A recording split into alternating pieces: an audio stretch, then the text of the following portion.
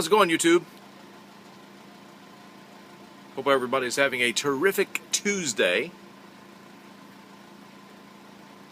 Here at the workshop, working on some pipes. Just finished one. Before I show you that, this is what I'm smoking. My Geo Pipe. Yep. John from Canada, Daft Lily 1. Got this a few months back. Fantastic pipe. Love the rustication on it. Love the two-tiered level there, if you will. Sort of starting out somewhat like a bulldog there. And the rustication is just fantastic. And of course, it's got some inlay there with some acrylics. Nice stem. John, awesome. And by the way, not too long ago, John had the honor of being picked to have his pipes sold at the Danish pipe shop in Copenhagen. What an incredible honor for a pipe maker. That's great. Mark Balkovic is now there. Geo Pipes there from the good old US of A. Love seeing the American pipe makers showing up there at the Danish pipe shop. World-renowned Danish pipe shop, which is where, by the way, I have ordered this Orlick Dark Kentucky, which is really about the only place I know of that you can get it. I'm sure there are probably others overseas or internationally. Can't get it in the States, though. And had incredible service from Mark and the guys there at Danish Pipe Shop, so I appreciate that. And, of course, found the equivalent to it here in the States called from Peter Heinrich. But, yeah, John, great pipe.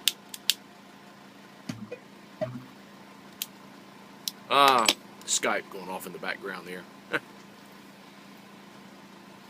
People coming off and going on. Oh, by the way, in this pipe I'm smoking some Mississippi River. Love this stuff. Seattle Pipe Club's Mississippi River. Pipesandcigars.com sells this, and a lot of local tobacco stores sell it too. Oh, this is what I just finished making. This is a Stubby Dublin.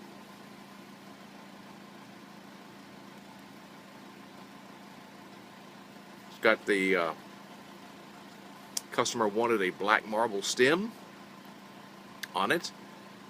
Has the band of briar there. Smooth top. A little bit of a smooth bottom there where it has my stamp, signature, logo. That is a Stubby Dublin shape. And those are available to order on my site. Anybody care about the World Series? Probably a lot of baseball fans out there. It was the Giants and the Tigers. San Francisco Giants and Detroit Tigers. I'll be honest with you, for the folks around Tennessee, I'm not speaking for everyone, but I would have to say that's, maybe sort of a boring World Series. I played baseball as a kid. Played a lot of baseball, and hopefully not sound like I'm bragging or anything, but I was the ace baseball pitcher for my team. We won the city championship, and had a lot of great things that went on. Made the All-Star team a couple of times, but our All-Star team always lost in the first round. I don't know what it was. So we never could make our way all the way to Williamsport, Pennsylvania for the big-time World Series of Little League. I gave up the sport to go to work, actually. Sounds crazy, but I did. Work and school, and I had not a terrible childhood, but my mother was ill quite a bit of the time. She's doing fine today. She's in her late 70s and doing fine. But back during those years, in my preteen years and through my early teens, she was sick a lot, in the hospital a lot. And my dad worked for the old phone company here in the Mid-South. It was the Bell South, or not Bell South, it was Southern Bell Telephone Company, which eventually became Bell South, then became South Central Bell. Then now it's all wrapped up in AT&T. Sidebar there, it's kind of funny how AT&T, they broke up AT&T years ago because they thought it was a monopoly, and then all of a sudden, years later, AT&T comes and buys up all the little bells again. Go figure. So I went to work because my dad actually told me, he said, son, if you want anything special, now he provided for my needs, I didn't miss anything like that, food, clothing, and stuff, but he said, if you want stuff, he said, best thing I know for you to do is get a job. Now, I tried, the first year, what I did was I mowed yards. And I got out and mowed the neighbors' yards. And I remember mowing like a 3/4 acre lot and only charging 75 cents. Wow. That wasn't because way back then it cost a lot less. It was because I was stupid. Didn't know what to charge, but made a little bit of money there. Then I got a job in a restaurant.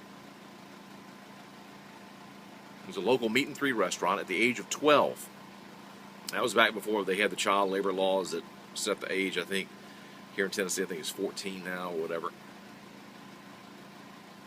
But I started as a busboy in a little mom and pop meat and three that was a real local hit there in Jackson, Tennessee, called Whitehall Restaurant.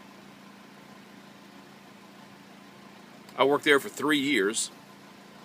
Started as a busboy, wound up working some back in the kitchen, and just take you all the way up to my last year there. I would go in every day at 6 a.m. This was in the summertime. I would work part-time during school, but in the summertime I basically worked full-time.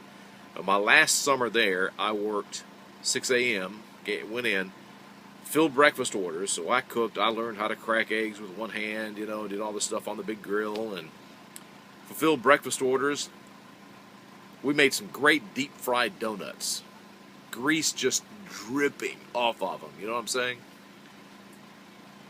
And then after the breakfast rush was over, I'd go in and start preparing for the lunch menu. I would butcher chickens, and they would come to us as whole chickens, already prepared to butcher. I didn't have to go out and kill them or anything like that. But I would butcher up chickens, get them ready to fry for fried chicken. I would cut steaks, cut them on the big slicer. But my big thing was every day I was responsible for cooking 3 chocolate meringue pies. Chocolate meringue. I piled it high too. We used to call meringue calf slobber. 3 chocolate meringue pies, 3 coconut meringue pies, a banana pudding with meringue all over it, and I'm talking about the good old-fashioned kind of banana pudding, and a fruit cobbler of my choice. Every day. I did that every day, 6 days a week. They were closed on Saturdays. I did that all for that last year that I worked there until I decided that I wanted to go into radio, that's when I got, when I was 15, I had this thing I wanted to be in radio, man. I wanted to be a disc jockey. So I switched from being in the restaurant business to being a disc jockey, going into broadcasting. But after my last year there of cooking breakfast every day, doing stuff for lunch, cooking those pies and everything, I tell you that I left there almost swearing that I would never cook again. Because it was busy. It was busy, it was greasy. You know, you left there and you felt like you had grease all over you. You know, if you've ever worked in a restaurant, in a kitchen, you know what I'm talking about. So, I guess I had been working, not counting the cutting yards, I have been working at something since I was 12 years old, without a break. And even when I did have a little bit of a break between a couple of television stations here locally, because you have a one-year non-compete, so you can't work for another radio station a television station for a year. What I did, I spent time working for a local chamber of commerce during that year. I worked for an upstart internet company during that year before I actually went back into TV 1 year to the day later. So I've never stopped working, and even when the ministry ended with our church earlier this year, I had the pipe business, and we just ramped that up. And thankfully, I'm blessed to have those of you out there, and quite a few more now outside of the YouTube community, who are ordering pipes, and I just feel blessed and honored about that. Well, that's enough of a little ramble today. Already gone over 12 minutes. That's more than enough. That's it for now. Just wanted to give you a little pipe update. Working on another pipe. Oh, where did it go? It's up there ready to sand. It's another Sleepy Hollow. But a few more things to come. I'll be telling you about that later. God bless you, and we'll see you next time.